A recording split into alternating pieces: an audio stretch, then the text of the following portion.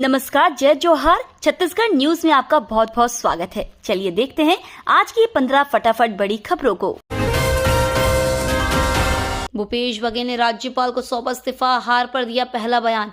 कांग्रेस की हार पर भूपेश बघेल ने कहा कि जनता का जनादेश हमेशा सिर आंखों पर रहा है। आज भी इस परिणाम को सिर झुकाकर स्वीकार करता हूं। इस बात का संतोष है कि 5 साल में आपसे किए हर वादे को पूरा किया, वादे से ज्यादा देने का प्रयास किया और छत्तीसगढ़ महतारी की भरसक सेवा की। जनता की अपेक्षाएं और आकांक्षाएं बड़ी हैं। जनता के विवेक का सम्मान करता हूं। 2023 की करारी हार से कांग्रेस को मिला सबक। 2023 की करारी हार कांग्रेस के लिए कई सबक एक साथ छोड़ गया। पहला सबक जो कांग्रेस को सियासत ने सिखाया वो ये कि राज्य की अस्मिता को लेकर पार्टी को जिंदा नहीं रखा जा सकता है। राज्य की अस्मिता पर राजनीति भी नहीं की जा सकती है। कांग्रेस ने ये दोनों भूल की। भूपेश बघेल ने खुद को छत्तीसगढ़ की अस्मिता से जोड़कर खुद को मजबूत बनाया, पर पार्टी कमजोर होती चली गई। छत्तीसगढ़ में अब नए सीएम के नाम का इंतजार। रमन सिंह ने किया बड़ा खुलासा।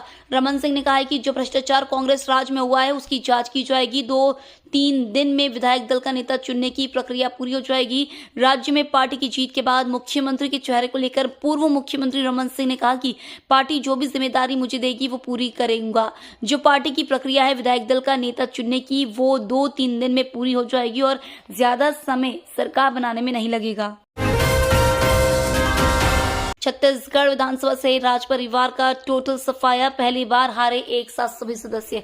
छत्तीसगढ़ विधानसभा में यह पहली बार है कि जब राज परिवार का कोई भी सदस्य चुनाव नहीं जीत पाया है। राज्य में इन परिवारों के 7 सदस्यों को हार का सामना करना पड़ा है। इस बार छत्तीसगढ़ विधानसभा चुनाव में कांग्रेस और भारतीय जनता पार्टी ने राज परिवारों को 3-3 सदस्यों को अपना उम्मीदवार बनाया था, जबकि आम आदमी पार्टी ने राज परिवार के 1 सदस्य को मैदान में उतारा था। कांग्रेस के तीनों उम्मीदवार विधायक थे जो अपनी सीट नहीं बचा सके। पूर्व सीएम रमन ने कहा छत्तीसगढ़ में बनेगी डबल इंजन की सरकार। भाजपा के एक कार्यकर्ताओं की मेहनत की जीत है। आज जो रुझान हम देख रहे हैं, अभी तक का रुझान यह बताता है कि भारतीय जनता पार्टी की सरकार बनेगी। छत्तीसगढ़ में सच्चाई क्या है, ईमानदारी से कौन काम करता है और झूठे बातें कौन करता है। छत्तीसगढ़ की जनता खामोशी के साथ इतना बड़ा निर्णय लेने की दिशा में जा रही है। जो रुझान अभी दिख रहा है, छत्तीसगढ़, मध्य प्रदेश और राजस्थान में स्पष्ट बहुमत के साथ सरकार पर बनेगी। छत्तीसगढ़ में पुरानी पेंशन पर मंडराया खतरा। कांग्रेस सरकार द्वारा बहाल की गई पुरानी पेंशन व्यवस्था पर अब खतरा मंडराने लगा है। इन दोनों राज्यों में भाजपा ने प्रचंड जीत दर्ज कराई है। केंद्र सरकार ने पुरानी पेंशन को लेकर पहले ही अपनी मंशा जाहिर कर दी है। देश में किसी भी सूरत में ओपीएस लागू नहीं किया जाएगा। खुद प्रधानमंत्री मोदी इस विषय में अपनी राय स्पष्ट कर चुके हैं। एनपीएस में सुधार के लिए कमेटी का गठन किया गया है। कमेटी की रिपोर्ट आने के बाद एनपीएस में बदलाव किया जा सकता है। नौसेना दिवस कार्यक्रम में शामिल हुए पीएम मोदी। पीएम मोदी ने महाराष्ट्र के सिंधुदुर्ग में नौसेना दिवस कार्यक्रम में हिस्सा लिया। इस दौरान पीएम मोदी सिंधुदुर्ग के राजकोट किले में गार्ड ऑफ ऑनर का निरीक्षण किया। इस दौरान पीएम ने महान मराठा राजा छत्रपति शिवाजी की प्रतिमा का भी अनावरण किया। पीएम तारकर्ली समुद्र तट से भारतीय नौसेना के जहाजों, पनडुब्बियों, विमानों और विशेष बलों द्वारा अभियानगत प्रदर्शन भी देखे। बिलासपुर में बुलडोजर पर निकला जीत का जुलूस। छत्तीसगढ़ में विधानसभा चुनाव के नतीजे आने के बाद बिलासपुर में भाजपा नेताओं ने जीत का जश्न मनाया। सुशांत शुक्ला समर्थकों ने जहां बुलडोजर पर जुलूस निकाला, वहीं अमर अग्रवाल की रैली में लोगों की भीड़ उमड़ पड़ी, जिसके चलते शहर में जाम की स्थिति बनी रही। कोटा और मस्तूरी सीट पर जीत हासिल करने के बाद भी कांग्रेसियों में सरकार जाने की मायूसी छाई रही और वो जीत का जश्न भी नहीं मना सके। राजस्थान एमपी की चर्चा हुआ, महाराष्ट्र के अगले सीएम का ऐलान।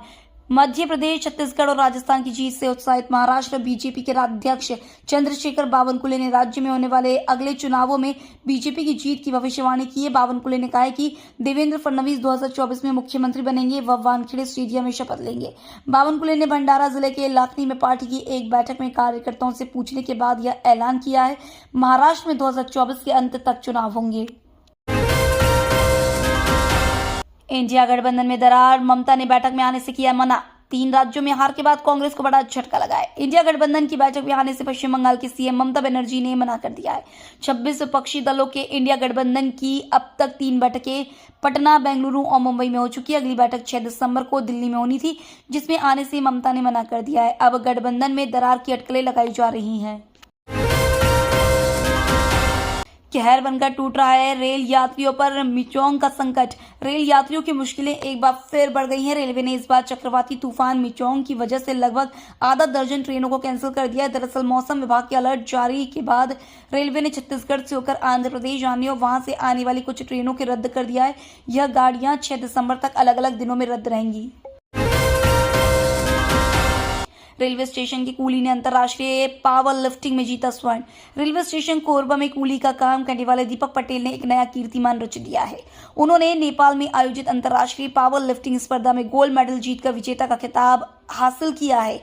उन्होंने 53 किलोग्राम बॉडी वेट की कैटेगरी से भारत का प्रतिनिधित्व करते हुए यह उपलब्धि अपने नाम की है।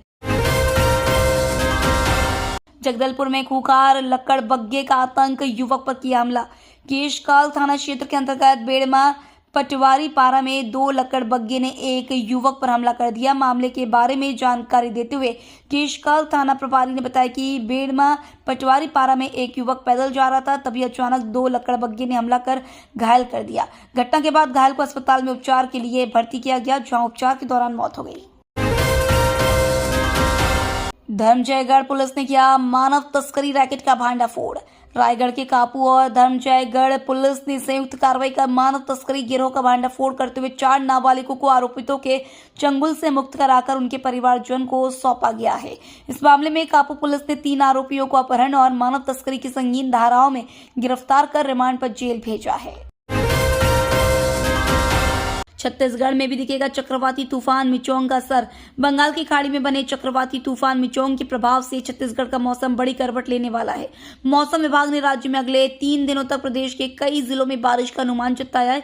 इस दौरान उत्तर छत्तीसगढ़, मध्य छत्तीसगढ़ और पूरे बस्तर संभाग में गरज चमक के साथ बारिश की संभावना जताई गई है। ये तो थी आज की बड़ी खबरें। डेली खबरों से अपडेट रहने के लिए चैनल सब्सक्राइब करना बिल्कुल ना भूलें। धन्यवाद।